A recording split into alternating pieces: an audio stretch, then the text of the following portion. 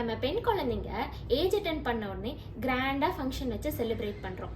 ஆனால் நம்மள எத்தனை பேர் மென்சுரல் ஹைஜீன் ப்ராக்டிசஸ், அதாவது மாதவிடாய் காலத்தில் பின்பற்ற வேண்டிய சுகாதார வழிமுறைகள், அதை பற்றி நம்ம பெண் குழந்தைங்களுக்கு ஏஜ் அட்டென்ட் பண்ண உடனே சொல்லித்தரோம்?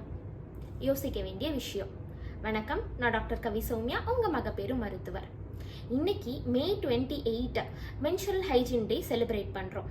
அதாவது ஒவ்வொரு வருஷமும் 5th மந்தில் 28th டே, அதாவது ஒரு பெண்ணோட மென்சுரல் சைக்கிள், அவங்க 28 நாளைக்கு ஒரு முறை 5 நாட்கள் ப்ளீட் ஆகுறாங்க அப்படிங்கிறத டினோட் பண்ணுறதுக்காக தான் இந்த டேட்டில் செலிப்ரேட் பண்ணுறோம்.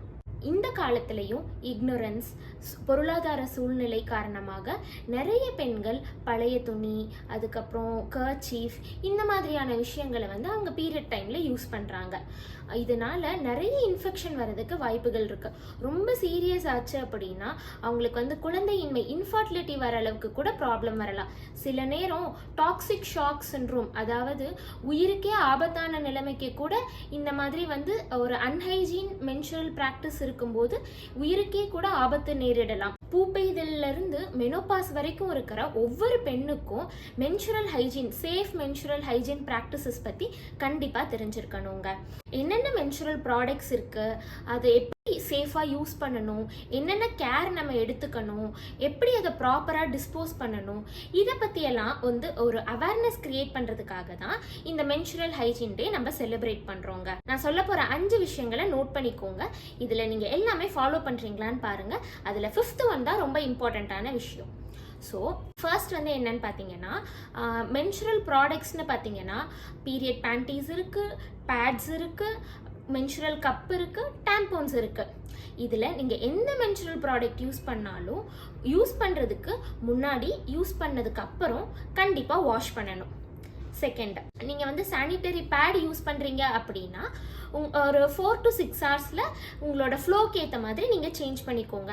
ஹெவி ஃப்ளோ இருக்கும் அப்படின்னா கொஞ்சம் ஏர்லியராகவே சேஞ்ச் பண்ணிக்கலாம். இல்லை ஒரு சில பேர் எனக்கு ரொம்ப லைட்டான ஃப்ளோ தான் இருக்குது டாக்டர் அப்படின்னு சொல்லி ஒரு நாள் ஃபுல்லாக கூட பேடை சேஞ்ச் பண்ணாமல் ஒரே பேடோடையே இருந்துருவாங்க. இந்த மாதிரிலாம் பண்ணும்போது இன்ஃபெக்ஷன்ஸோட சான்சஸ் ரொம்ப அதிகமாகுதுங்க. நீங்கள் சூஸ் பண்ணுற உங்களோட சானிட்டரி பேட் நல்லா காட்டன் மெட்டீரியலில் உங்களோட ஸ்கின் ஃப்ரெண்ட்லியாகவும் எக்கோ ஃப்ரெண்ட்லியாகவும் இருக்க மாதிரி பார்த்துக்கோங்க. அதில் அந்த ஒயிட்னஸ்க்காக யூஸ் பண்ணுற நிறைய ப்ளீச்சிங் கெமிக்கல்ஸில் இருந்து நிறைய டாக்ஸிக் எலமெண்ட்ஸ் லைக் டயாக்சின், ஃபியூரன்ஸ், அது எல்லாமே நம்மளோட ஸ்கின் அண்ட் பாடிக்கும் நிறைய ப்ராப்ளம்ஸ் ஏற்படுத்துது, என்விரான்மெண்டலுக்கும் நிறைய ப்ராப்ளம்ஸ் ஏற்படுத்துதுங்க. அதுவே நீங்கள் டாம்போன்ஸ் யூஸ் பண்ணுறீங்க அப்படின்னா எவ்ரி 4 to 8 hours சேஞ்ச் பண்ணிருங்க.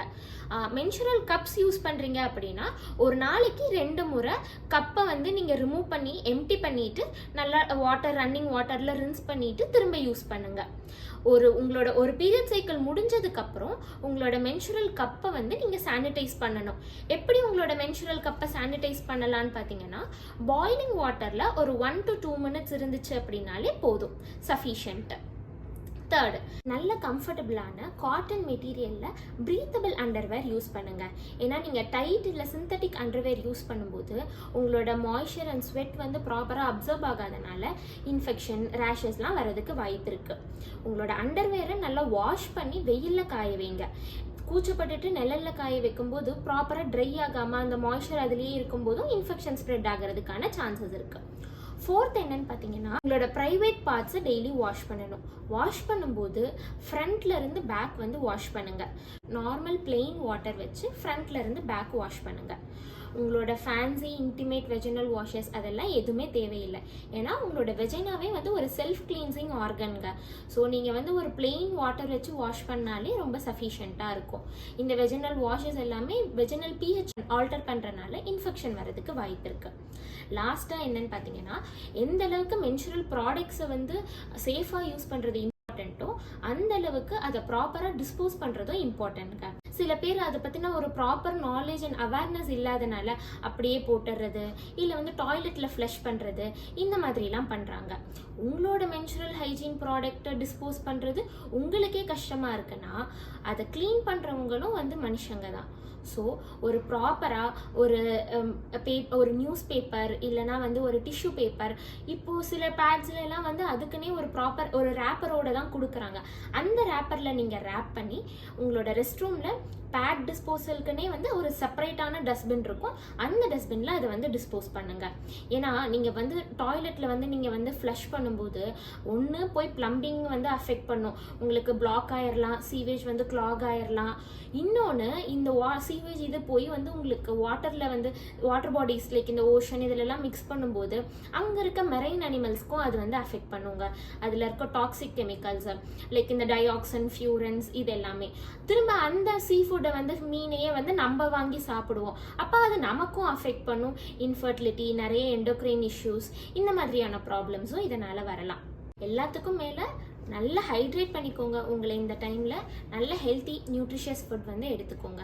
இந்த வீடியோவை உங்களோட ஒய்ஃப், சிஸ்டர்ஸ், உங்கள் பிரதர்ஸ், ஹஸ்பண்ட்ஸ், ஃபேமிலி மெம்பர்ஸ் எல்லாருக்குமே ஷேர் பண்ணுங்கள். மென்சுரல் ஹைஜீன் பற்றின அவேர்னஸை ஸ்ப்ரெட் பண்ணுவோம். தேங்க்யூ.